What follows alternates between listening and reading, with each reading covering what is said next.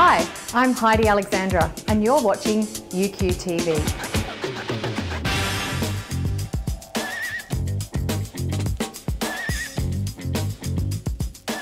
Today is How To Day, where we strip back to the basics and give you some simple tips and strategies to power up your UQ.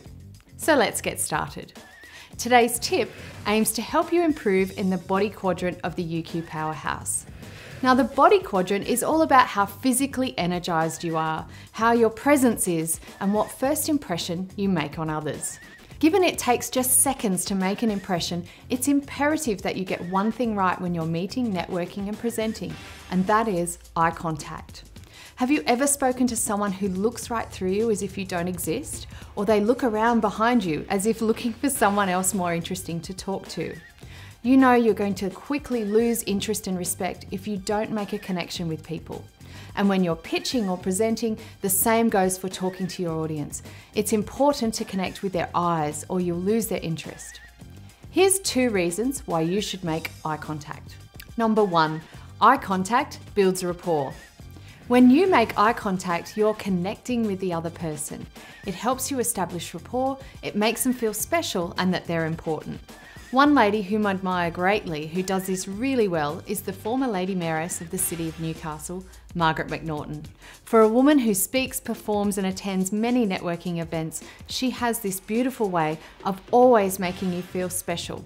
She engages with you, she makes eye contact, and it's as if you're the only person in the room. Building rapport through eye contact is the same even when you're delivering a speech. Great speeches can be like one-way conversations with each audience member. You want them to feel like you're speaking to each of them personally. If you're presenting to a large audience of several hundred people, obviously you're not going to be able to look at every individual in the audience. Instead, you might want to look at specific groups, and those people around them will feel as though you're looking at them too. Tip number 2, eye contact gives immediate feedback. Another reason to make eye contact is that you gain an understanding of the audience or the person to whom you're speaking to straight away.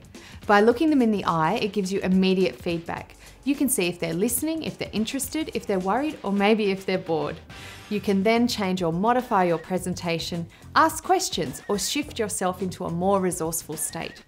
Toastmasters recommends that you try to hold each person's eye contact for about 4 to 5 seconds. I suggest that you stay connected long enough that you can notice the colour of the other person's eyes. It'll help you get a sense if they're listening. But be careful, don't stare without blinking, because when you stare for too long, it gets a little creepy. Next time you're connecting with someone in a meeting or you're out networking, watch for that little nod of acknowledgement and the look in their eyes that lets you know you've spoken to them and it's landed. My measure of connection after meeting someone is always their eyes. Are their eyes bright and shiny when they're talking to me?